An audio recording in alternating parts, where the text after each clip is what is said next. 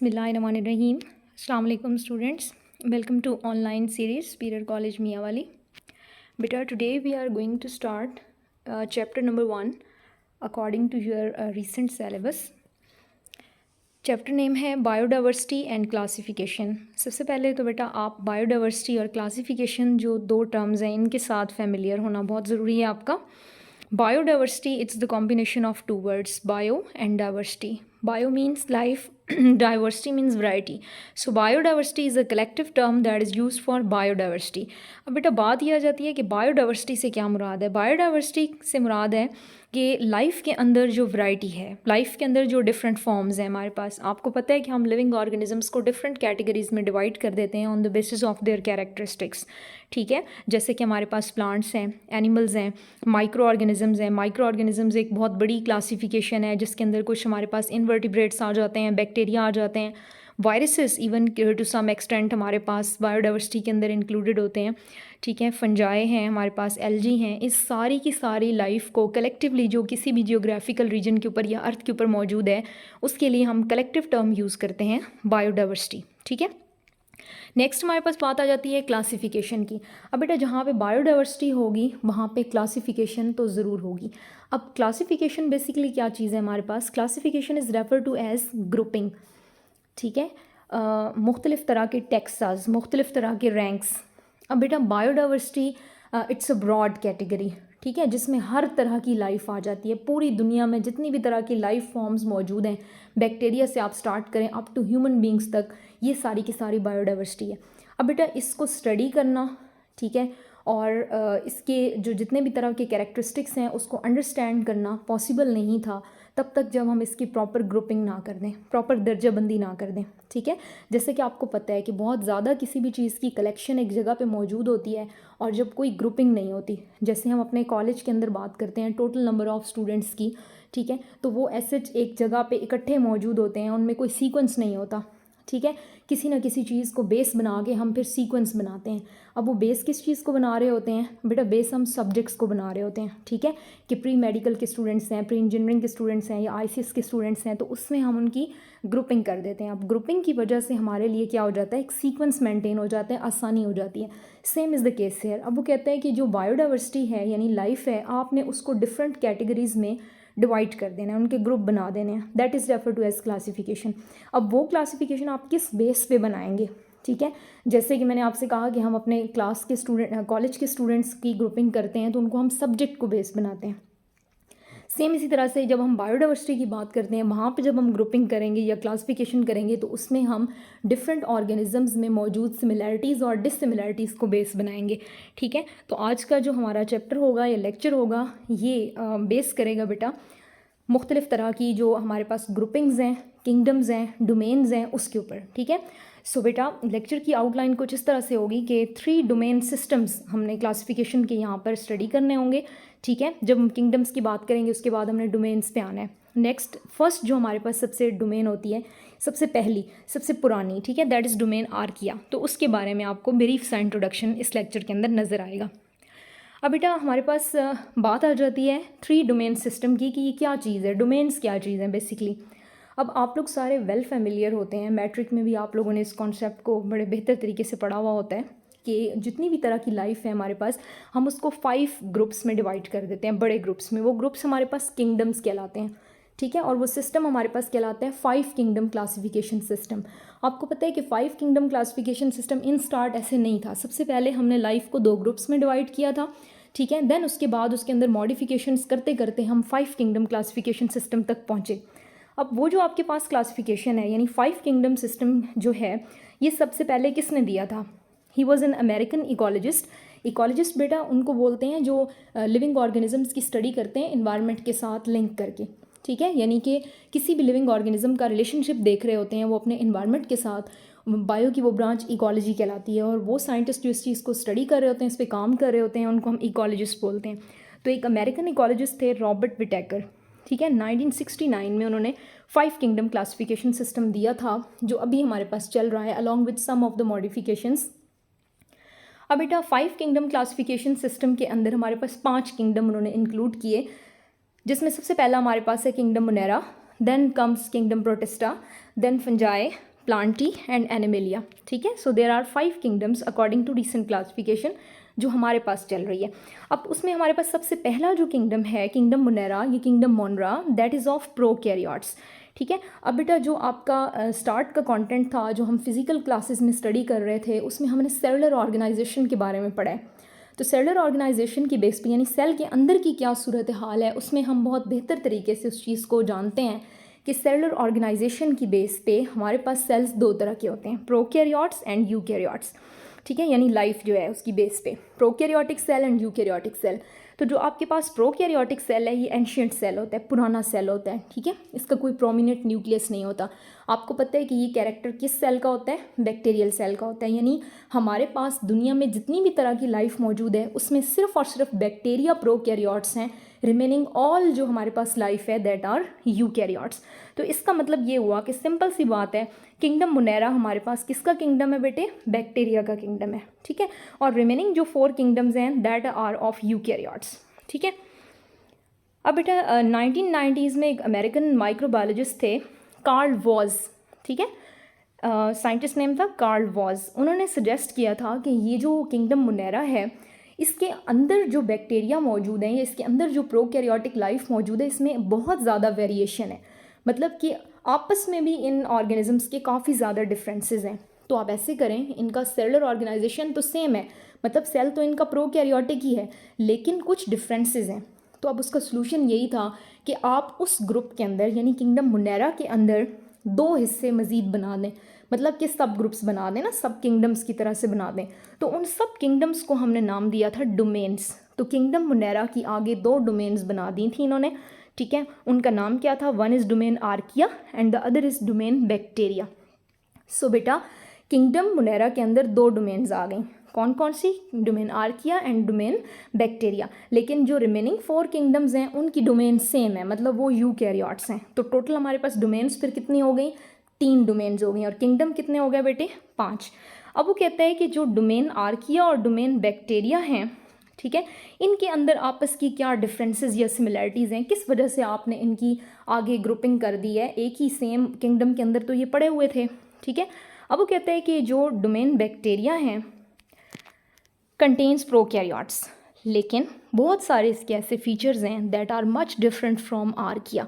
और कुछ बायोलॉजिस्ट का ख्याल है कि जो आर्किया हैं, हालांकि वो पुराने बैक्टीरिया हैं ना आर्किया, तो अब वो कहते हैं जो आर्कियो बैक्टीरिया हैं उनके कैरेक्टर यूकैरियोटिक लाइफ से ज़्यादा मिलते हैं। ठीक है, यानी उनकी जो है, जब हम कैरेक्टरिस्टिक्स को देखें तो उनकी जो कैरेक्टर्स हैं वो यूकैरियोट से ज़्यादा रिजेंबल करते हैं। ऑल्दो कि इनकी जो एंसेस्ट्रल हिस्ट्री है, यानी इनके आबाओ अजदाद एक ही हैं। किसके, यानी एक बैक्टीरिया था पहले, जिनके आगे 2 बैक्टीरिया बने, 2 तरह के बैक्टीरिया बन गए, एक आर्किया बन गया और दूसरे बैक्टीरिया बन गए। इसका मतलब इनकी एंसेस्ट्री कॉमन है, आबाओ अजदाद इनके कॉमन है, लेकिन आगे जाके ये डिफरेंट हो गए हैं। ठीक है, अब वो कहते हैं कि आर्किया और बैक्टीरिया को जब हम स्टडी करते हैं ना मॉलिक्यूलर लेवल पे जाके, अब बेटा मॉलिक्यूलर लेवल क्या होता है, ऑब्वियसली मॉलिक्यूल्स होते हैं। अब लाइफ तो सेल से स्टार्ट होती है, तो फिर मॉलिक्यूल्स कहाँ से आ जाते हैं, तो सेल भी तो बेटा मॉलिक्यूल का बना हुआ होता है ना। सेल किस चीज़ का बना हुआ है, प्रोटीन्स का, लिपिड्स का, कार्बोहाइड्रेट्स का, ठीक है, न्यूक्लिक एसिड्स का। तो ये क्या है, ये मॉलिक्यूल्स हैं। तो जब इस लेवल पे जाके हम स्टडी करते हैं, यानी किसी भी सेल का डीएनए अगर हम कंपेयर कर रहे होंगे ना, फॉर एग्जांपल हम एक इंसान का डीएनए और बैक्टीरिया का डीएनए कंपेयर कर रहे हैं, तो इसका मतलब है हम मॉलिक्यूलर लेवल पे उनका कंपैरिजन कर रहे हैं। तो वो कहते हैं कि ये जो मॉलिक्यूलर एविडेंसेस हैं, जो मॉलिक्यूलर शवाहिद हैं आपके पास, यानी जो इन दोनों बैक्टीरिया यानी आर्किया और दूसरे यू बैक्टीरिया, इन दोनों को इनका डीएनए जब स्टडी किया गया और इनको कंपेयर किया गया यूकैरियोट्स के डीएनए के साथ, तो एक इम्पॉर्टेंट बात सामने आई, वो ये थी कि आर्किया का जो डीएनए था वो यूकैरियोट्स के साथ ज़्यादा रिजेंबल कर रहा था as compared to domain bacteria. ठीक है, अब वो कहते हैं कि बायो में एक बड़ी इंपॉर्टेंट टर्म यूज़ होती है, फाइलॉजिनी। ठीक है, अब फाइलॉजिनी जो है बेसिकली बायो के अंदर टर्म है, लेकिन ये साइंस की टर्म है ना, प्योरली साइंस के ऊपर बेस करती है। अब बेटे हम इस चीज़ के बिलीवर्स नहीं है ना, इसलिए मैं आपको कह रही हूँ कि एज ए क्रिएशनिस्ट हमारा ये बिलीफ नहीं है जो बात आपसे मैं करने जा रही हूँ, तो ये साइंस का बिलीफ है बेसिकली। तो फाइलॉजिनी वो कहता है कि लाइफ जो है एक कॉमन एंसेस्टर से वजूद में आई है। ठीक है, यानी सारी की सारी लाइफ जो है वो आर्कियो बैक्टीरिया, एक बड़ा बैक्टीरिया था, उससे आगे सारी लाइफ जो है ये इवॉल्व हुई है। ठीक है। तो फाइलॉजनी क्या चीज़ है हमारे पास, ये एवोल्यूशनरी रिलेशनशिप है मुख्तलिफ ऑर्गेनिजम्स के बीच में के, ठीक है। अब वो कहता है कि ये फाइलोजेनेटिक रिलेशनशिप्स की बेस पर जब हम देखते हैं तो लाइफ हमारे पास एक एवोल्यूशनरी ट्री की एग्जांपल है। मतलब लाइफ जो है ये एक दरख्त की तरह, आपको पता है दरख्त की जो ट्रंक होती है या उसका जो स्टेम होता है, ठीक है, वो क्या होता है, सिंगल होता है ना, और आगे उसकी डिफरेंट ब्रांचेस निकलती हैं, फिर ब्रांचेस के ऊपर मुख्तलिफ शूट्स बनती हैं, आगे फ्लावर्स बनते हैं, लीफ बनते हैं उसके ऊपर। तो वो कहता है कि life is just like that, ठीक है, कि जो इसका कॉमन एंसेस्टर है आप उसको कंसिडर करें कि ये लाइफ का क्या चीज़ है, स्टेम है, ट्री का स्टेम है। तो लाइफ क्या चीज़ है आपके पास, एक ट्री है, ठीक है, उसमें जो उनका एंसेस्टर है कॉमन यानी आर्कियोबैक्टीरिया, वो क्या चीज़ है, वो स्टेम का रोल प्ले कर रहा है, और आगे जो उसकी डिफरेंट ब्रांचेस डिफरेंट डायरेक्शंस में जा रही हैं, हर एक के अपने अपने कैरेक्टर्स हैं, तो वो आपके पास क्या आते हैं, इसके सब ग्रुप्स या इसकी डोमेन्स हो जाती हैं।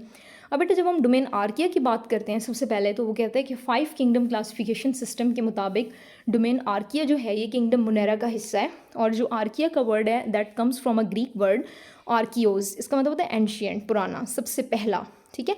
इसका मतलब है अगर हमसे बात की जाए कि अर्थ पे सबसे पुरानी लाइफ कौन सी है तो वो क्या चीज़ है आपके पास, वो आर्किया होंगे बेटा, ठीक है। Were initially classified as the group of bacteria, ठीक है, लेकिन लेटर ऑन उसको जो है वो हमने, जैसे मैंने आपको कहा कि वॉज की क्लासिफिकेशन के मुताबिक उसको डिफरेंट कर दिया गया। अब वो कहते हैं ये प्रोकैरियोट्स ही हैं, ठीक है, लेकिन ये बैक्टीरिया से बहुत ज़्यादा डिफरेंस इनका है। सो वो डिफरेंसेस जो हैं वो आहिस्ता आहिस्ता हमारे सामने आएंगे। अब सबसे पहले हम बात करते हैं आर्कियोबैक्टीरिया की मॉर्फोलॉजी के हवाले से कि वो कहते हैं दिखते कैसे हैं ना ये, ठीक है। आम आँख से तो ऑब्वियसली आपको नज़र नहीं आएंगे, माइक्रोस्कोपिक हैं।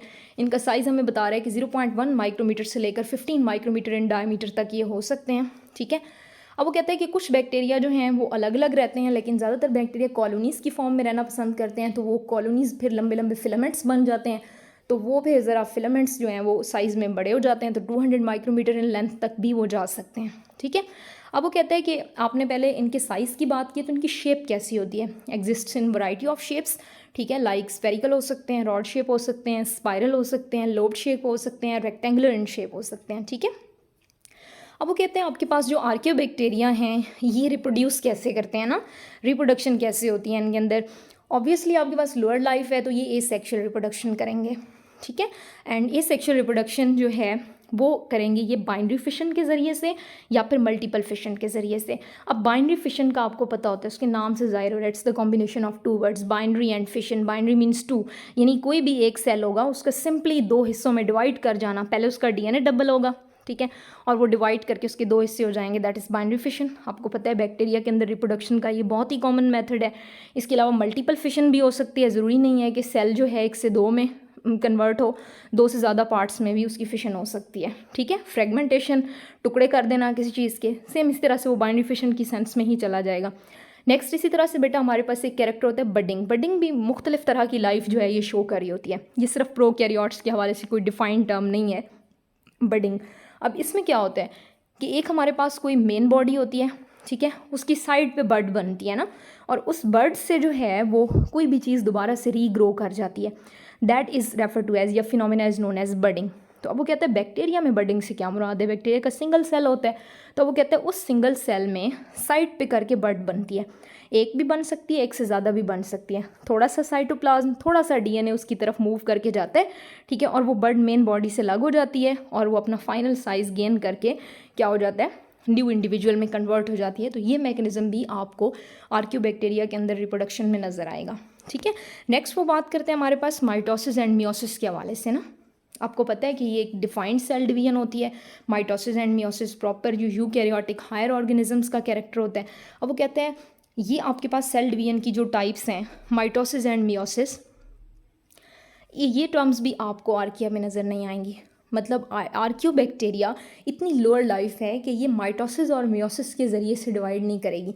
हालांकि जब हम यूकैरियोट्स में बात कर रहे होते हैं ना तब हम कहते हैं माइटोसिस सिंपल सेल डिवीजन होती है, सेल का 1 से 2 में डिवाइड हो जाना, लेकिन वो कहते हैं वो भी एक प्रोग्राम्ड इवेंट्स होते हैं, उसमें प्रोग्राम्ड एक्टिविटी होती है, that is much different from binary fission. तो एक्चुअली वो कहना आपको ये चाह रहा है कि ये सिंपल लाइफ है हमारे पास जो आर्कियोबैक्टीरिया हैं, तो इनके अंदर रिप्रोडक्शन के मेथड्स भी बहुत सिंपल होते हैं। तो माइटोसिस और मियोसिस का कॉन्सेप्ट जो है यहाँ पर स्टडी नहीं होगा। हम ये कहेंगे कि mitosis and meiosis are totally absent in bacteria, चाहे हम आर्किया की बात करते हैं चाहे हम डोमेन बैक्टीरिया की बात करते हैं, ठीक है बेटा। सो that was all about the lecture. इसके अंदर जो MCQs के हवाले से आप कुछ चीज़ें नोट डाउन कर लेंगे। 5 किंगडम्स के नाम भी आपने याद कर लेने हैं, 2 साइंटिस्ट के नाम भी इसमें आप लोगों ने थोड़ा सा इसको अंडरस्टैंड करना है कि रॉबर्ट विटेकर का क्या काम था, ठीक है, और आपके पास कार्ल वॉस जो थे उन्होंने क्या इंपॉर्टेंट काम किया था। उसके बाद आपने किंगडम्स तो 5 हैं लेकिन डोमेन्स उसकी कितनी है उसके बारे में आपने थोड़ा सा कॉन्सेप्ट रखना है। उसके बाद बेटा MCQs के हवाले से जो इम्पॉर्टेंट चीज़ है वो मैं आपको बताती चलूँ इसकी मॉर्फोलॉजी के ऊपर, ठीक है। मॉर्फोलॉजी में 2 चीज़ें थी, साइज़ और शेप, तो इस चीज़ को आपने ध्यान से देख लेना है। रिमेनिंग जो हमारे पास शॉर्ट और लॉन्ग क्वेश्चन के हवाले से कंटेंट होगा वो आपसे नेक्स्ट लेक्चर्स के अंदर डिस्कस हो जाएगा इंशाल्लाह, ठीक है। So that was all about the lecture. Thank you so much students, अल्लाह हाफिज़।